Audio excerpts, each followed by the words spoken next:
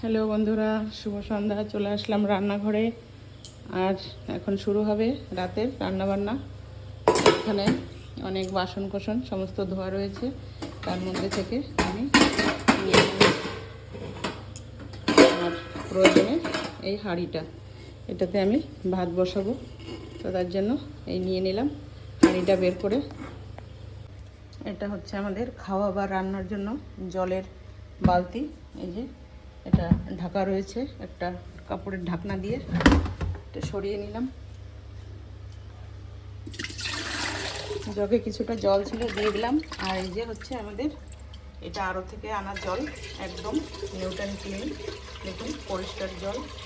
তো নিয়ে নিয়েছি 1.5 জগ মতো জল, হাঁড়িতে দিয়ে দিলাম। ঢাকনাটা বন্ধ করে দেবো, সুন্দর করে আবার ঢেকে রাখবো। এভাবে জলের বালতির উপরে ঢাকনা দিয়ে ঢেকে রাখলে কি হয়, কোনো ছোটোখাটো নোংরা গুঁড়ি কোনো কিছু ভিতরে ঝট করে পড়ে না। হাঁড়িটা বসিয়ে দিলাম, গ্যাসটা অন করে দিলাম।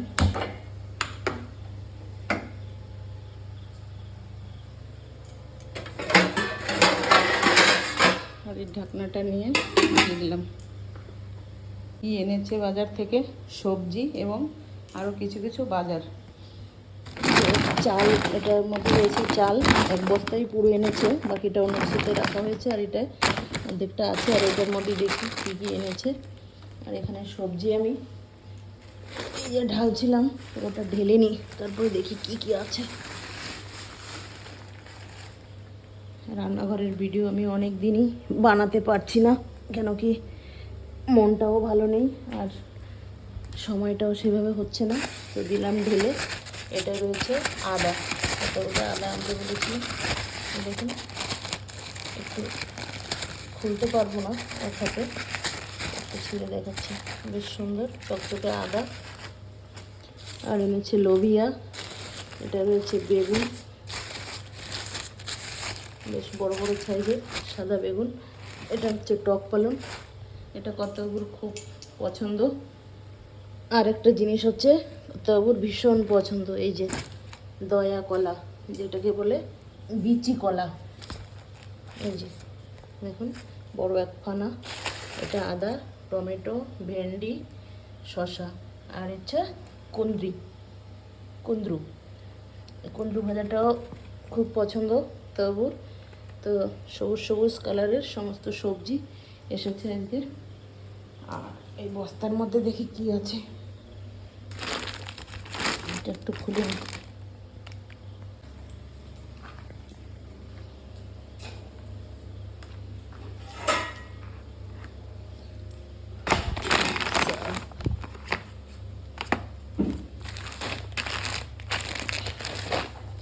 সমস্ত এখন তুলে নিতে হবে।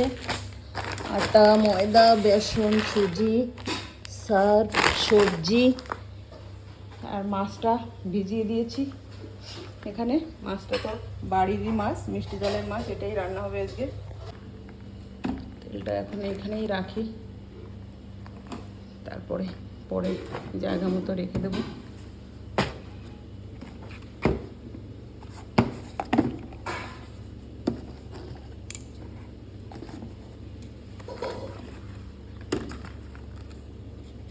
এগুলো সব আমারই কাজে লাগবে।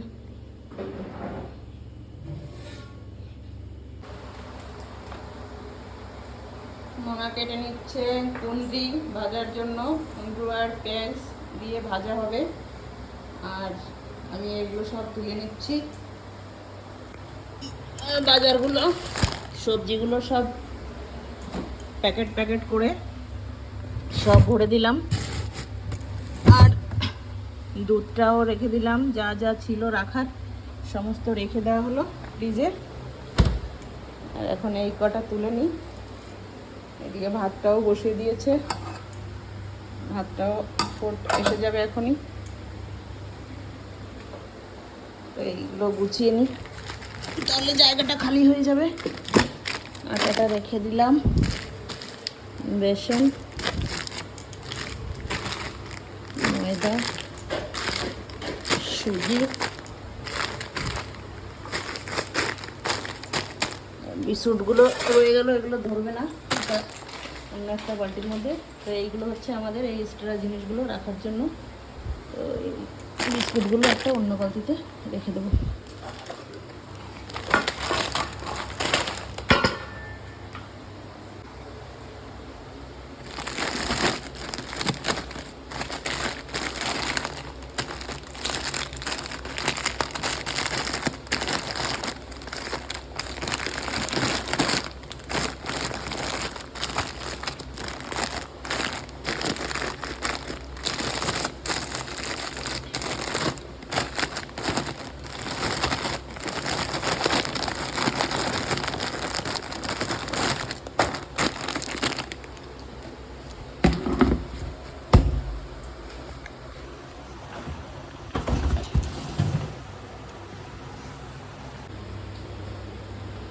ভাতটা কিন্তু উতরে গেছে, একটু পাওয়ারটা কমিয়ে দিই, তাহলে সুন্দরভাবে হবে। আর ততক্ষণে আমি রান্নার জন্য কড়াইটাও ওদিকে বসিয়ে দিই। আর একটা কড়াই জায়গা মতো রেখে দিই। এই বাসনগুলো কিছুটা উপরে তুলে দিই, এটা দরকার নেই।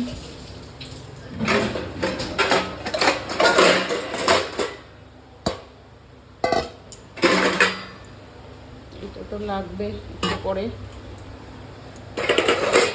লাগবে না।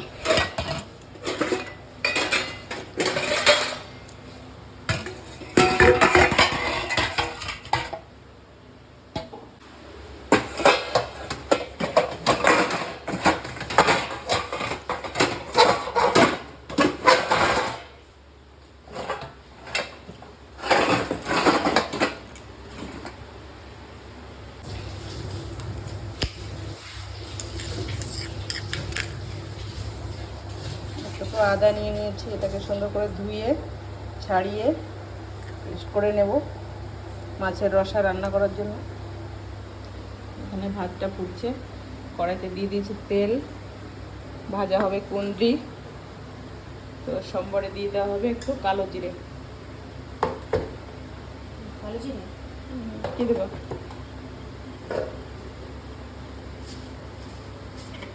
কালো জিরে, শুকনো লঙ্কা,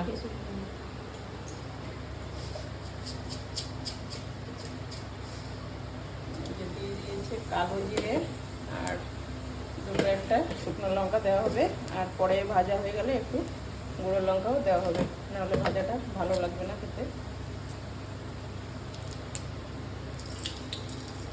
শুকনো লঙ্কা দিয়ে দিলেও দুটো, ভাজা ভাজা হয়ে গেছে। দিয়ে দিচ্ছি পেঁয়াজ। বাবা পুড়িয়ে দিল আমাকে, তেল ছিটিয়ে আসলো গার মধ্যে।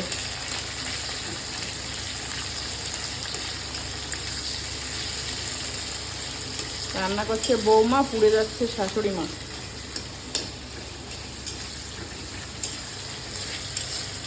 সুন্দর করে পেঁয়াজটাকে একটু লাল লাল করে ভেজে নেওয়া হবে। তারপরে দিয়ে দেওয়া হবে এই যে কেটে রাখা কুঁদরুগুলো প্রথমে একবার সুন্দর করে ধুয়ে নিয়েছে, তারপরে আবার কাটার পরে আবার চটকে চটকে আবার কিন্তু সুন্দর করে ধুয়ে নিয়েছে। এখন হবে ভাজা।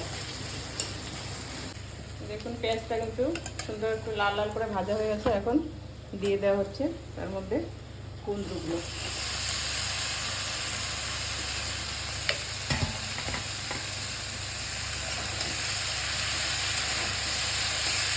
কুঁদরু ভাজাটা কিন্তু খেতে খুব ভালো লাগে। একদম মানে নরম করতে হবে না, একটু মানে শক্ত থাকবে, তার মধ্যে বেশ একটু লাল লাল হবে ভাজাটা। ভাজার মধ্যে এখন দিয়ে দেওয়া হবে লবণ, হলুদ, একটু লঙ্কা গুঁড়ো, আর জানি না বোমা আর কিছু মশলার মধ্যে অ্যাড করবে কি না। পেঁয়াজ আর শুকনো লঙ্কা, কালো জিরে দিয়ে দিয়েছে।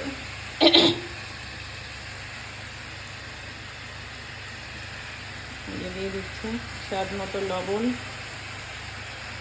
দিয়ে দিচ্ছে স্বাদ মতো হলুদ, আর দিয়ে দিচ্ছে লঙ্কা গুঁড়ো। বেশ ঝালই আছে লঙ্কাগুলো, একটু দিলেই কিন্তু ঝাল হয়ে যাবে। এই ভাজাটা একটু ঝাল ঝাল মানে টান টান নুন এরকম হলেই বেশ ভালো লাগে খেতে। ভাজা হতে একটু সময় লাগে ঠিকই, কিন্তু ভাজাটা খেতে খুবই ভালো লাগে। আর ওদিকে হচ্ছে ভাতটা, আর এখন মাছটাকে রেডি করা হবে। তো দেখুন বন্ধুরা, পুকুরের মাছ আমাদের কতটা বড় বড় হয়েছে সাইজ, কই মাছ। তো সুন্দর করে কিন্তু কাটা ধোয়া হয়ে গেছে। আর রয়েছে দেখুন মাগুর মাছ, এটা হচ্ছে মাগুর মাছের পিস। তো বেশ বড় হয়েছে, এই দেখুন মাথাটা। আর মাছগুলো যেমন মানে একদম মোটা সোটা, আর সেরকমই মানে বড় হয়েছে। 4-5টা মাছেই কিন্তু 1 কিলোর উপরে হয়ে যাবে।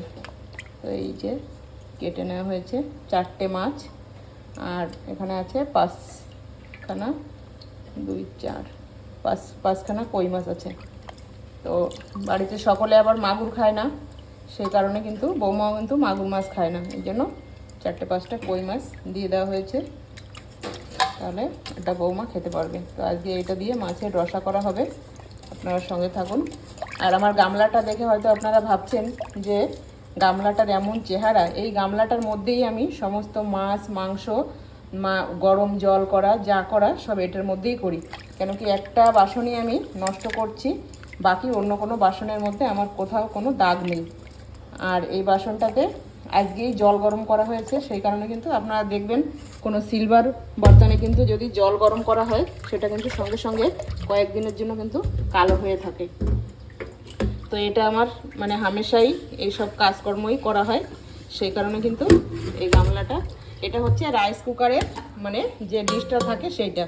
তো এইটাকে আমি নিয়ে নিয়েছি এই আঁচটে, মানে মাছ মাংস কাঁকড়া চিংড়ি সমস্ত এটার মধ্যেই কাটা কোটা করে ধোয়া। বাইরেটা কিন্তু পরিষ্কার, দেখুন বাইরেটা কিন্তু সুন্দর।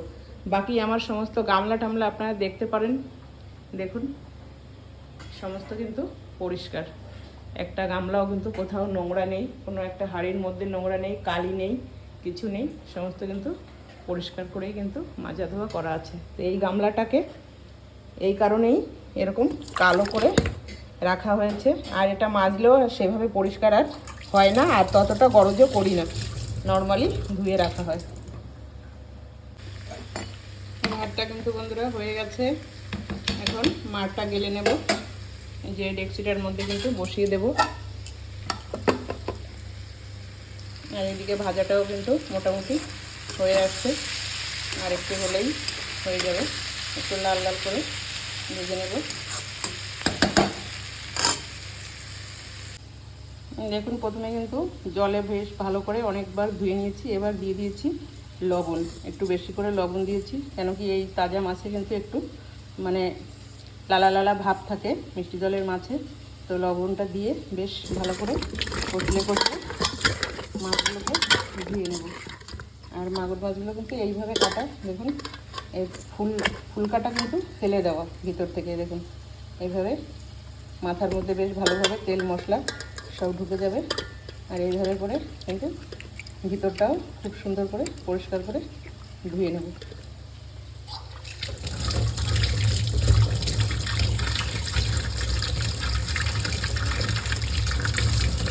এইভাবে একটা একটা করে সব মাছই ধুয়ে নেব।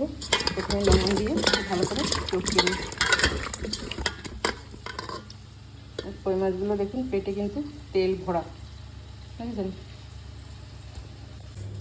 তো মাছের রসা রান্না করার জন্য কিন্তু কড়াইতে দিয়ে দিয়েছি তেল, আর তেলটা কিন্তু দেখুন খুব সুন্দরভাবে গরম হয়ে গেছে। তো আগে আমি দিয়ে দেবো কই মাছ কটা তেলে একটু ভেজে নেব। কই মাছটা একটু নরম হবে, আর এই মাগুর মাছটা কিন্তু একটু শক্ত হয়, সে কারণে কই মাছটা আগে একটু হালকা লালচে করে ভেজে নিয়ে তারপরে এই মাছগুলো দিয়ে দেবো। আর বৌমা দেখুন সুন্দর একটা কারি পাতা গাছ লাগিয়েছে, গাছে কিন্তু ফুলও এসে গেছে দেখুন। আর ঘরের এরকম একটা উত্তর পূর্ব কর্নারে কিন্তু যদি এরকম একটা গাছ রাখা হয়, যে কোনো মানে তাজা গাছ, যে কোনো বলতে রান্নার কাজে যে গাছটা আর কি লাগে, বা এমনি কোনো সুন্দর পাতাবাহারের গাছও যদি রাখা হয়, তাহলে কিন্তু মা লক্ষ্মী খুবই প্রসন্ন থাকেন। তো দেখুন গাছে কিন্তু ফুলও চলে আসছে। আর এটা কিন্তু একটা ছোটো যে জুসের টবে রাখা হয়েছে। তো সুন্দর এই যে একটা একটা করে পাতা নিয়ে রান্না করা হচ্ছে। আর বাকি পাতাগুলো দেখুন সুন্দর কিন্তু তরতাজা আছে। এইভাবে কিন্তু আপনারাও রাখতে পারেন রান্নার কাছে, যখন প্রয়োজন তখন কিন্তু দুটো পাতা নিয়ে কিন্তু রান্নার কাজে ব্যবহার করতে পারেন। তো দেখুন মাছগুলো কিন্তু আমি একটু উল্টে পাল্টে নিচ্ছি। তেলটা আমি একবারেই দিয়ে দিয়েছি, কারণ এটা মাছের রসা হবে যেহেতু একটু তেলের পরিমাণটা সেই কারণে বেশি লাগবে। নামিয়ে নিলাম কই মাছ ভাজাটা।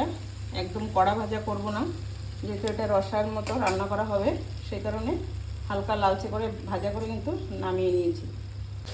মিষ্টি জলের মাছ রান্না করতে কিন্তু বিশেষ পেঁয়াজ রসুনের প্রয়োজনটা হয় না। প্রয়োজন করলে করা যায়, কিন্তু আমরা কিন্তু তেমন বেশি একটা এই যে এইভাবে যদি মাছের রসাটা রান্না করি তাহলে পেঁয়াজ আর রসুনটা কিন্তু ব্যবহার করি না। কখনো কখনো করি, সবসময় কিন্তু করি না। আমাদের এইরকম রান্নাটাই কিন্তু বেশি ভালো লাগে।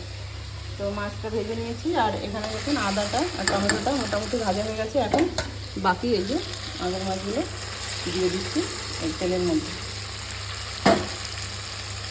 তো এই মাছটা ভাজা করতে কোনো সমস্যা নেই, এটা যেহেতু সকলেই জানেন একটু শক্ত হয় মাছটা।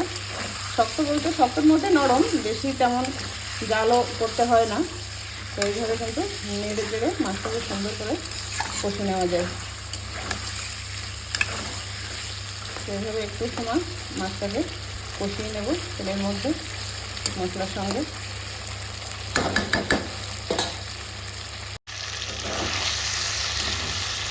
দেখুন মাছগুলো কিন্তু খুব সুন্দরভাবে মশলার সঙ্গে কষা হচ্ছে। এবার বাকি মশলাগুলো দিয়ে দেবো।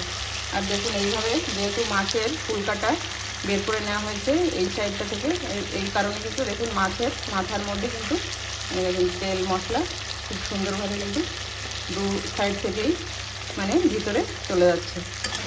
এই মাছগুলো খেতে কিন্তু খুব ভালো লাগবে, ভিতরে মশলা ঝাল নুন সবই ঢুকে যাবে।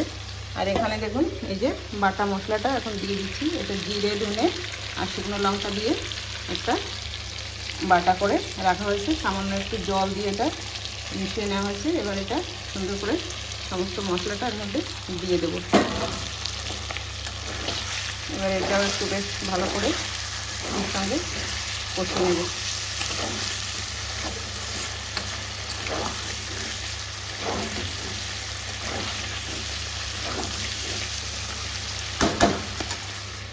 এবার ভেজে রাখা কই মাছগুলো এর মধ্যে দিয়ে দেবো।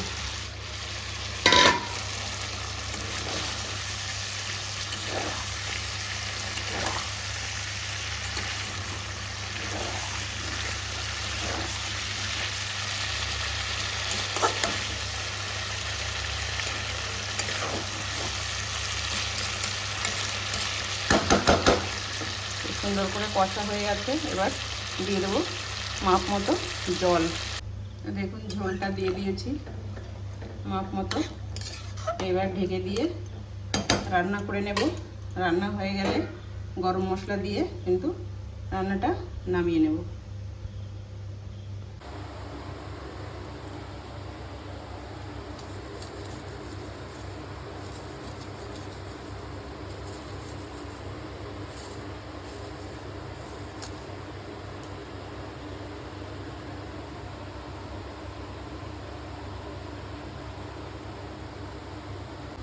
তো বন্ধুরা রান্না কিন্তু কমপ্লিট হয়ে গেল।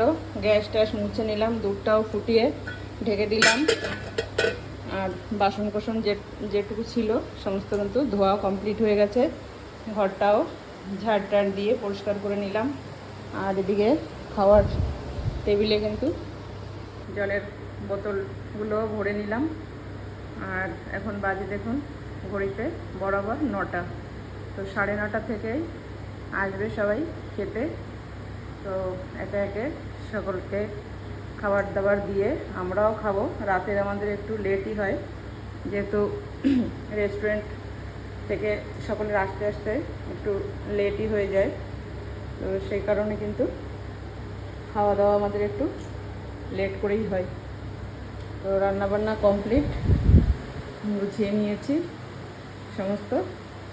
তো এখন গিয়ে একটু বসি, একটু রেস্ট নিই, তারপরে খাওয়া দাওয়া হবে।